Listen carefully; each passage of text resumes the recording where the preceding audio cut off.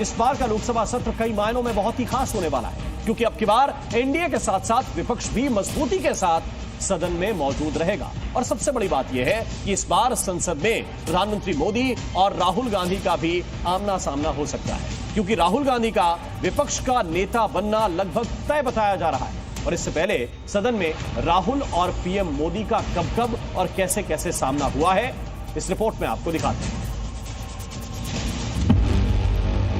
किसी से भी डिबेट करने को तैयार हूं, प्रधानमंत्री से।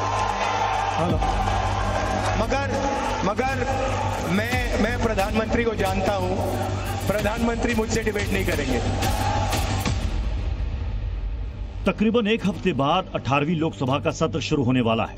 चर्चा है कि राहुल गांधी को पार्टी लोकसभा में नेता प्रतिपक्ष बना सकती है। हालांकि इसके लिए राहुल गांधी की सहमति का इंतजार किया जा रहा है, और अगर ऐसा होता है तो पहली बार पीएम मोदी के सामने लोकसभा में कोई नेता प्रतिपक्ष होगा, और वो भी राहुल गांधी।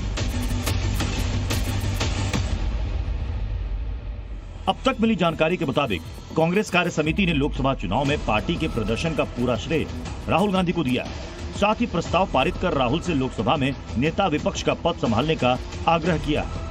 सूत्रों के अनुसार कांग्रेस के कई बड़े नेता और सांसद राहुल गांधी को इस कुर्सी पर देखना चाहते हैं, लेकिन फिलहाल इस पर कोई फैसला नहीं हो पाया है। पिछले 2 चुनाव के बाद पहली बार किसी विपक्षी दल को 10% से अधिक सीटों पर जीत मिली है। 2014 से 2024 तक लोकसभा में नेता प्रतिपक्ष का पद खाली था, लेकिन इस बार कांग्रेस के किसी सांसद को ये जिम्मेदारी संभालनी है, जिसके लिए राहुल गांधी का नाम सबसे आगे है। लोकसभा में प्रधानमंत्री मोदी और राहुल गांधी के बीच ऐसे मोमेंट्स कई बार आए। सबसे ज्यादा चर्चा में 16वीं लोकसभा की कार्यवाही की ये तस्वीर रही, जब राहुल गांधी ने पीएम मोदी की सीट तक जाकर उन्हें गले लगाया था। इतना ही नहीं, कई बार लोकसभा में कार्यवाही के दौरान राहुल गांधी ने पीएम मोदी पर निशाना भी साधा, जिसका प्रधानमंत्री ने सदन में जवाब भी दिया। मैं आपका नहीं हूं, मैं सब कुछ जानता नहीं हूं, सब कुछ समझता नहीं हूं। इसको समझने में देर लगेगी, लेकिन इसमें कोई बादाम काम नहीं आएगी। आप लोग सब कुछ जानते हो और आप लोग कभी जिंदगी में गलती नहीं करते हो। इतना ही नहीं, राहुल गांधी कई बार खुले मंच से प्रधानमंत्री मोदी को 1-to-1 डिबेट के लिए चैलेंज भी कर चुके हैं। 100% किसी से भी डिबेट करने को तैयार हूं, प्रधानमंत्री से। मगर मैं प्रधानमंत्री को जानता हूं, प्रधानमंत्री मुझसे डिबेट नहीं करेंगे। मार्च महीने में राहुल गांधी ने एक्स पर पोस्ट कर पीएम मोदी को खुली बहस के लिए चैलेंज किया था, जिसके जवाब में बीजेपी ने राहुल गांधी पर कुछ ऐसा प्रहार किया था। बहुत सारे चैलेंजेस राहुल गांधी जी को भी किए गए हैं डिबेट करने के लिए। तो उसके बाद आज मैं पूछना चाहता हूं, राहुल गांधी जी किस हैसियत से पूछ रहे हैं? कांग्रेस के अध्यक्ष हैं, नेता प्रतिपक्ष हैं, या इंडी गठबंधन के चेयरमैन हैं? आप हैं क्या भाई? एक सांसद हैं साहब, एक कांग्रेस पार्टी नहीं है जहां पर कि खड़गे जी अध्यक्ष हैं और फोटो राहुल गांधी जी की है जो सिर्फ एक सांसद है। एक सांसद यात्रा निकालता है और नेता प्रतिपक्ष दोनों सदनों के पीछे पीछे खड़े हो जाते हैं। तो मुझे लगता है राहुल गांधी जी की बहस करने और किसी भी विषय के ऊपर जानकारी कितनी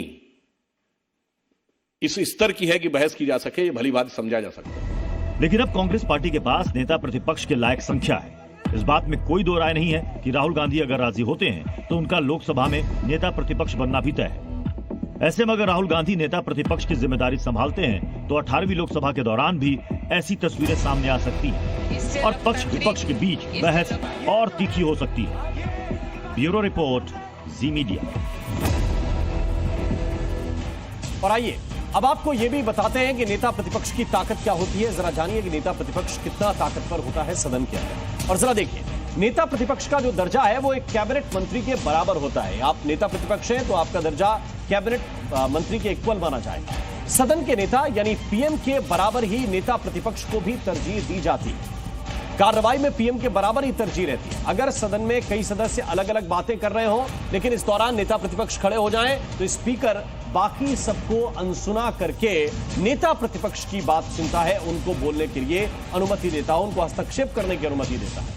नेता प्रतिपक्ष के पास बिना नोटिस दिए भी सदन में कभी भी हस्तक्षेप करने का अधिकार होता है, जबकि बाकी के जो सदस्य हैं वो इस तरह का हस्तक्षेप नहीं कर सकते जैसा नेता प्रतिपक्ष के पास अधिकार होता है। सदन के भीतर प्रतिपक्ष के अगली और दूसरी लाइन में कौन कौन बैठेगा, इस बारे में भी नेता प्रतिपक्ष से राय ली जाती है। इतना महत्वपूर्ण पद यह होता है। नेता प्रतिपक्ष को चुनाव आयुक्तों, राष्ट्रीय मानवाधिकार आयोग और सूचना आयोग, सीबीसी, सीबीआई के जो प्रमुख हैं उनकी नियुक्ति करने वाली कमेटी में जगह दी जाती है, उसमें स्थान दिया जाता है। आमतौर पर नेता प्रतिपक्ष को ही लोकसभा की लोक लेखा समिति का अध्यक्ष बनाया जाता है और ये जो लोक लेखा समिति होती है इसके पास प्रधानमंत्री तक को तलब करने का अधिकार होता है। इतनी महत्वपूर्ण ये समिति होती है।